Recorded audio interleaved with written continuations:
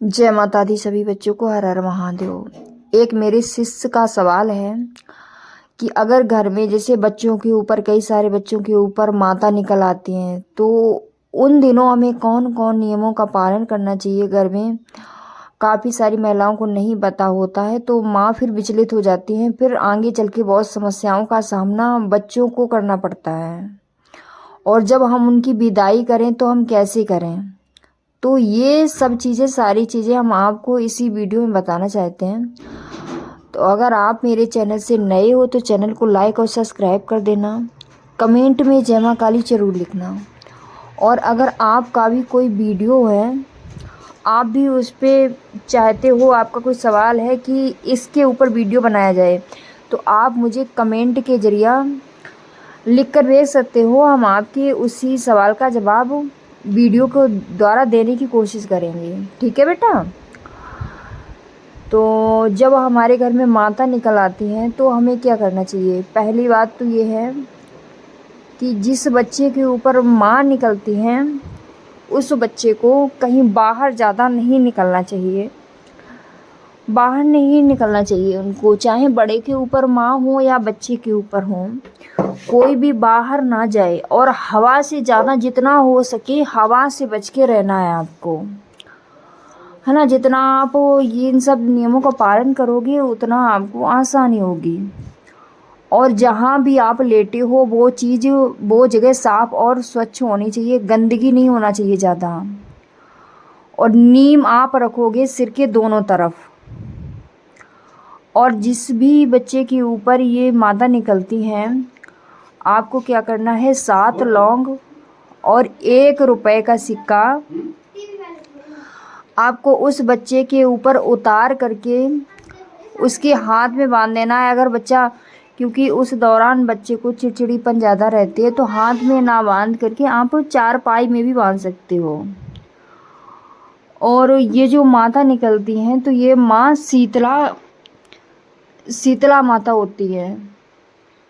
तो आपको उन दौरान क्या करना है, जो भी बच्चे की माँ है, जैसे जो भी घर में बड़ा है, बुजुर्ग है, जैसे किसी के बड़े के ऊपर निकलती हैं तो मतलब उस घर का जो मालिक है, तो आपको क्या करना चाहिए, माता शीतला एक लोटे में आपको पानी लेना है ना।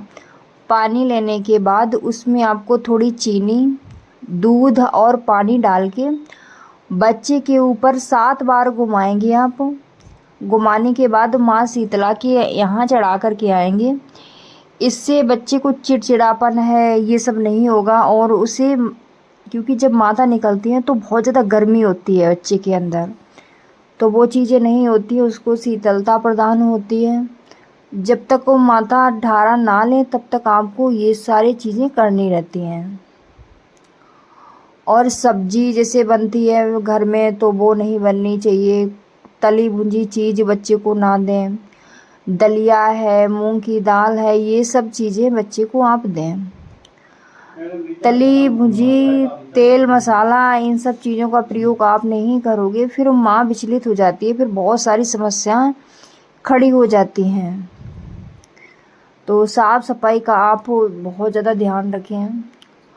और इसके बाद जिस दिन, जैसे माँ कहते हैं ना कि दिया की जोत से आती हैं, माँ हमेशा दीपक की जोत से ही आती हैं और दीपक की जोत में ही ढारा लेती हैं। तो जिस दिन माँ ढारा ले जाएं उसके दूसरे दिन बच्चे को नहला दें। नहलाने के लिए थोड़ा हल्का गुनगुना पानी करें, उसमें नीम डाल के और उसको नहला दें।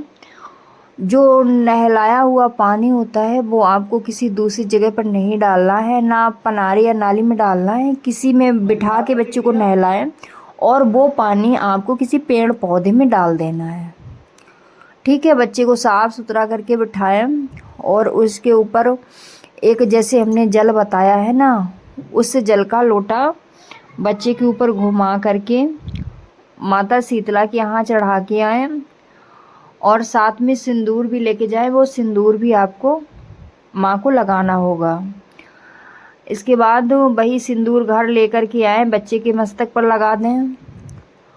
और फिर जो छोटी छोटी कन्याएं होती हैं 2 साल से ऊपर और 12 साल से नीचे होनी चाहिए, आप 7 या 5 या 9 कन्याओं को, वो कहते हैं ना कच्ची लस्सी, और गांव में उसे शरबत भी बोलते हैं, तो कन्याओं को आपको शरबत पिलाना है। शरबत बिल्कुल सादा होना चाहिए, चीनी और पानी का ही होना चाहिए, जैसे दही वगैरह ये सब नहीं डालना है, रुआवजा वगैरह, क्योंकि ये माँ का औसारा होता है। बिल्कुल सादा ही शरबत आपको कन्याओं को पिलाना है।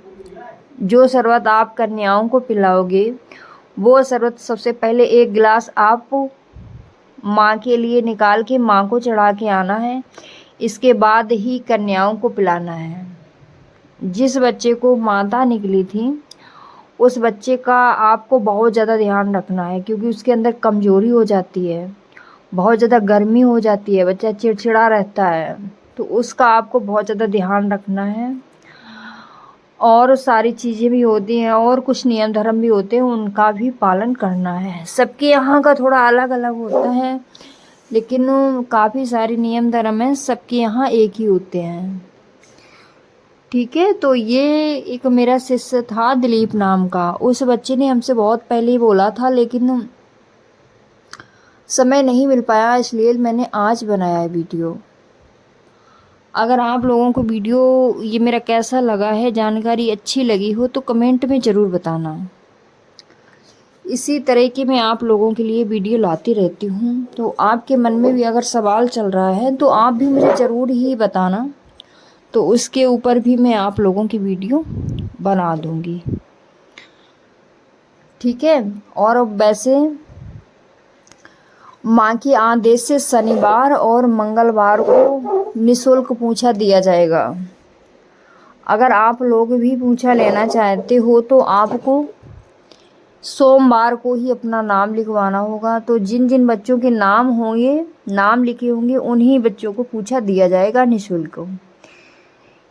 क्योंकि काफ़ी सारे बच्चे ऐसे होते हैं कि जो प्रेत बाधा से बहुत ज़्यादा परेशान हैं, बीमारी बनी हुई है, और वो बच्चे दरबार चौकी नहीं जा सकते हैं, तो वो ये चैनल उन्हीं बच्चों के लिए है कि जिनको घर पर ही सारी समस्याओं का समाधान दिया जाए। ठीक है, तो चलते हैं, फिर मिलते हैं अगले वीडियो में।